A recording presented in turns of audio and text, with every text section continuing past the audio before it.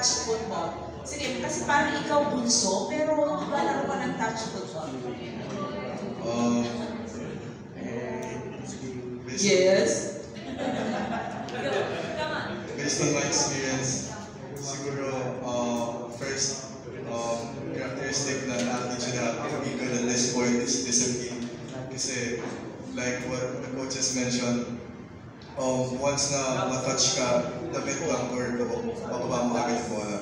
So having discipline in this sport is not that consistent when it comes to the community. So the discipline yung kailangan. And second is composure. For you to be able to reach at this stage, you need to be composed. Like in a sport context, you should know how to react to certain situations. You should know how to deal with certain happenings on the field. Like for example, you should have a next play mindset in a way that if you make a mistake, the next thing you should focus on is the next play. Because we all know that nobody's perfect. You know, everyone makes mistakes, so never let one mistake affect the way you play. Size matters. Size doesn't matter in this sport. Heart over height. Oh. Again.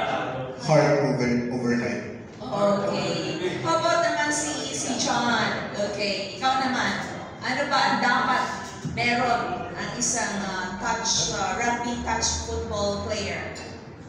Para po sa yun nga po yung commitment po sa namin, plus yung magiging passion sa nilalaro ng touch rugby. Kasi po, pag sa touch rugby po sa umpisa lang din po naman talaga mahirap. Like po Ron, siya ng Libon, kakasali lang po nila around 2022. So, ngayon po, nakarating po sila sa ganitong National Development Team to World Cup na select po. So, yun lang po yung kailangan para sa atin. Yes, okay. Janine, how excited are you for this World Cup? First time to join the team as a World Cup? Yes po. So, mostly naman sa amin is yung mga young athletes dito is first time. So, very challenging talaga. Then, sobrang nakakakaba na nakaka-excited at the same time. Pero since ibang bansa yung mga kalaban, so it's more learnings din, more skills na kailangan i-develop. Tapos, syempre, mapapakita natin kung ano yung Pinoy skills natin. Ano yung skills mo? Ano yung character na meron ka kasi sinabi rin ni Ron kanina? Size doesn't matter. Okay. How tall are you? Kaya ba tapos? Cute size. Cute size, yun na. Okay, si Coach Nathan, siguro mas makapag-explain si Coach. Anong meron itong mga players na we have sa team, in terms yung mga size, ano bang, si Coach pa, anong coach? SNC? What is SSC? Strength and conditioning. Yes, okay. So, how do you take care these players? Okay, so more of since I've experienced since I've been with the team last World Cup, so I have a lot in mind a lot of goals to achieve as well for the team. However, since there are a lot of new players, I need to respect the progress that we've been making so far. So since there are a lot of new players, okay, so we have like new programs for them, made specifically for them, and we're trying to target, or within probably we have 3 months left, right? 3 months left remaining to get the most out of them.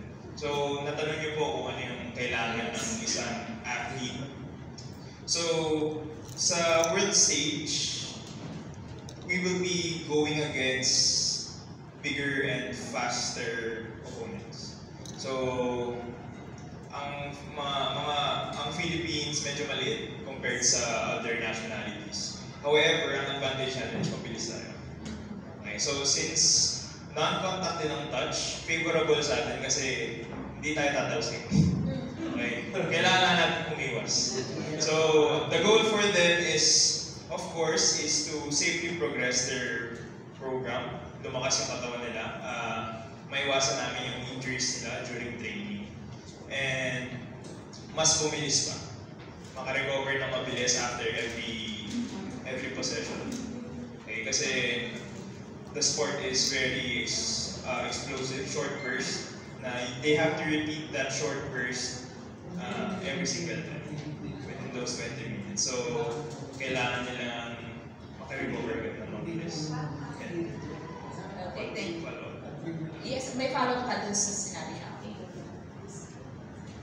Sabi nga so how do you, kumbaga, you will be, sabi, good size in the land of the giants. So how do you, as a coach, how will you be able to navigate that, besides the speed? Kasi, di ba, baka hindi kayo magkakita ng biro na.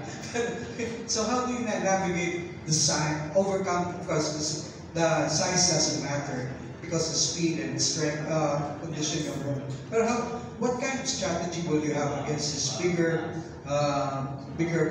expected bigger opponents that you have? So yun nga po yung maganda, being a non-contact sport. Hindi malaking factor na malaki yung kalaban.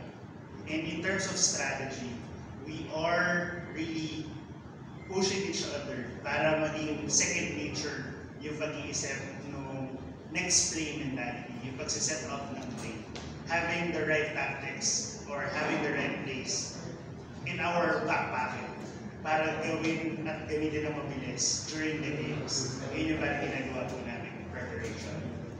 Yes. So bagaman it's a fast-paced na sport, pabilisan talaga siya. One interesting thing about touch football ay isa siya sa mga sports na at its most elite level ay meron siyang mixed sex or co-ed division. So which means babayan na natin pwedeng magkakasabay sa pitch. Ibig sabihin na yung sport na to ay hindi siya necessarily palakasan or papisikalan lagi. It's really all about strategy, it's about game vision, it's about game IQ. So yun yung magiging paghuhugutan namin ng lakas, na kung di namin kayang out-muscle or outspeed, what we have ay yung talino namin sa paglalaro. Again, this is an education process for our listeners and readers as well. Kasi sa sport, may mga positions siya